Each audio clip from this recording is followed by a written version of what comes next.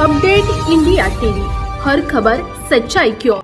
आज 17/12/2024 रोजी आपण सावंगी जोड या ठिकाणी आलेलो आहे। या ठिकाणी दिंडोळा बॅरेज प्रकल्पग्रस्त शेतकरी आपल्याला दिसत आहेत आणि खरंच यांचा हा संघर्ष, याचं नावच आहे संघर्ष हे अनेक वर्षापासून संघर्ष करीत आहे।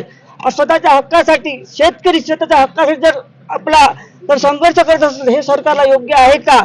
सरकार सांगत आहे की आम्ही शेतकऱ्याच्या सर्वोच्च पाठीशी आहोत, पण अजूनही सरकारने या आंदोलनाकडे आणि या संघर्षाकडे लक्ष दिलेले नाही। त्यामुळे परत त्यांना आज आंदोलन करण्याची वेळ आली। या संदर्भात दिंडोळा बॅरेज प्रकल्पग्रस्ताचे संघर्ष समितीचे मार्गदर्शक विलास भाऊ भोंगडे आहे। साहेब, आपण अनेक वेळापासून आंदोलन करतायत, आपण मुंबईपर्यंत मंत्रालयात गेले, नागपुरात पण आपण आंदोलन केलं, बैलबोंडा मोर्चा काढला, नदीत पण आपण थांबलेलो आहेत, पण आपल्याला आंदोलनाला यश नाही आलं। सरकारने कुठेही आपल्याला पाठपुरावा दिला नाही किंवा आपल्याला त्याबद्दल आपण काय सांगू इच्छिता? दिंडोळा प्रकल्पग्रस्त संघर्ष समितीच्या वतीने आज सिदोरी मोर्चाचं आयोजन केलेलं आहे। हे या पार्श्वभूमीवर आहे की नागपूरमध्ये विधानसभेचं हिवाळी अधिवेशन आहे आणि नव्याने सरकार अस्तित्वात आलेलं आहे आणि ते हिवाळी अधिवेशनाला समोर जात आहे आणि म्हणून त्यांचं लक्ष वेधण्यासाठी म्हणून हा सिदोरी व घागर मोर्चा काढण्यात आलेला आहे। दिंडोळा प्रकल्प ग्रस्त जे लोक आहेत, परिवार जे आहेत, हे 1100 परिवार आहेत खास करून, आणि 1100 परिवारांच्या जीवन मरणाचा प्रश्न आहे, कारण की त्यांच्या जमिनी महाराष्ट्र शासनाने संपादित केलेल्या आहे आणि त्या संपादित केलेल्या जमिनीचा अल्प मोबदला दिल्यामुळे आणि या धरणाचं काम खऱ्या अर्थानं 2017 मध्ये सुरू केल्यामुळे दिंडोळा प्रकल्पग्रस्तांनी अशी मागणी केली आहे की 2013 आणि 2014च्या कायद्यानुसार, केंद्रीय कायद्यानुसार यांना जमिनीचं पॅकेज मिळालं पाहिजे आणि त्यासाठी म्हणून बैलबंडी मोर्चा केला आणि बैलबंडी मोर्चाच्या वतीने निवेदन दिलं आणि त्यावेळेस आताचे रेडिरेक्टर जे आहेत तिन्ही जिल्ह्याचे, चंद्रपूर, यवतमाळ आणि वर्धा जिल्ह्याचे जे रेडिरेक्टर आहे, त्यानुसार 240 कोटी रुपयाचं पॅकेज तयार करण्यात आलेलं आहे।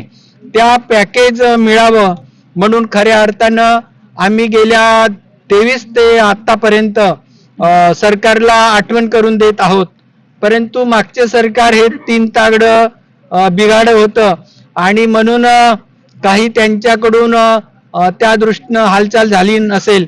कदाचित आम्ही डॉक्टर दीपक कपूर जे प्रधान सचिव आहेत जलसंपदा विभागाचे, त्यांच्यासोबत बैठका केल्या, चर्चा झाली मुंबईच्या विधानसभेमध्ये। दिंडोळा प्रकल्पग्रस्त संघर्ष समितीचे पदाधिकारी आणि सरकार यांच्यासोबत चर्चा झाली, आमदार आणि खासदार त्यावेळेस बैठकीला होते आणि ते 1 महिन्यात करू असं म्हणाले, परंतु ते झालं नाही आणि नंतरच्या काळात सगळी आचारसंहिता आणि निवडणुकीचा काळ गेला, त्याच्यामुळं या पॅकेज मंजूर होण्यामध्ये विलंब लागत आहे। म्हणून आम्ही असं म्हणतोय की नव्याने सरकार जे आलेलं आहे त्या सरकारला ही आठवण करून देण्यासाठी हा मोर्चा आहे।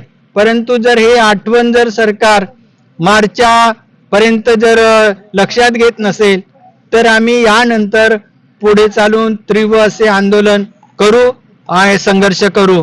हे दिंडोळा प्रकल्पग्रस्त संघर्ष समितीचा संकल्प आहे। प्रत्येक वेळी जे आंदोलन होत होतं हे फक्त तुम्ही पुरुष मंडळीच करत होते, पण या आजच्या आंदोलनात मला महिला पण मोठ्या संख्येने दिसतात, त्यामुळे तुम्ही एक महिला म्हणून महिलांना नेमकं काय सांगता? आज तुमच्या पाठीची पूर्ण महिला शक्ती उभी दिसते, त्यामुळे तुमचा आता आंदोलनाचा संघर्ष तीव्र होतील असं आपल्याला वाटतं? भारतीय राज्यघटनेने स्त्री पुरुषांना समान अधिकार दिलेला आहे, परंतु भारतीय समाज व्यवस्था जी बघतो आपण, त्या समाज व्यवस्थेने स्त्रियांचे अधिकार आणि स्त्रियांना दुय्यम स्थान दिलेलं आहे आणि पुरुष प्रधान जी व्यवस्था आहे ती व्यवस्था स्त्रियांना पुढे जाऊ देत नाही। परंतु 1950 ते 2024 या काळामध्ये अनेक दृष्टीनं मोठमोठी बदल झाले, प्रबोधन झाले आणि खास करून स्त्रियाही शिकायला लागल्यात, समजायला लागल्यात, मोठमोठ्या नोकऱ्या करायला लागल्यात, सत्तेत भागीदारी करायला लागल्यात आणि त्यांना 30% आरक्षण स्थानिक स्वराज्य संस्थांमध्ये मिळत आहे। परंतु माझं मत असं आहे की महिलांना, पुरुष आणि महिलांची संख्या ही बरोबरीची असल्यामुळे महिलांना 50% राजकीय निर्णयात्मक दृष्टिकोनातून आरक्षण मिळालं पाहिजे असं माझं मत आहे. ही जी चर्चा आहे, हे जे प्रबोधन आहे, हे जे संवाद आहे, हे आतापर्यंत महाराष्ट्रभर आणि या दिंडोरा प्रकल्पग्रस्त गावातही सुरू आहे आणि त्यामुळे महिला घराबाहेर पडत आहेत, काही प्रश्न उपस्थित करतायत. खरं तर प्रकल्पग्रस्तांचा हा प्रश्न महिलांना जास्त अडचणीचा आहे, कारण या गावातून दुसऱ्या गावात जेव्हा स्थलांतर होईल, या गावातून जेव्हा दुसऱ्या गावात उपजीविका करायला जातील, त्यावेळेस भाकर भाजायचं दुसऱ्या ठिकाणी हा प्रश्न महिलेसमोर येणार. दुसऱ्या ठिकाणी पाणी कुठून आणायचं हा प्रश्न महिलांसमोर येणार आहे, कारण त्यांना ह्या जलाऊ लाकूड आणि खास करून पाण्याची जी व्यवस्था आहे ही महिलांनाच करावी लागते. आणि म्हणून ते प्रबोधन, त्या भावना, ती जागृती या महिलांच्या मध्ये आम्ही करू शकलो, म्हणून आज या मोर्चामध्ये महिलांची संख्या मोठ्या प्रमाणात दिसून येते आहे, याचा मला खूप मोठा आनंद होतो. दिंडोरा प्रकल्पग्रस्तांचा, दिंडोरा प्रकल्पग्रस्तांचा, अभी तो ये लड़ाई है, अभी तो ये लड़ाई है, अभी तो ये लड़ाई है, आमची जमीन, आमची जमीन, आमची जमीन, आमची जमीन, आमची जमीन,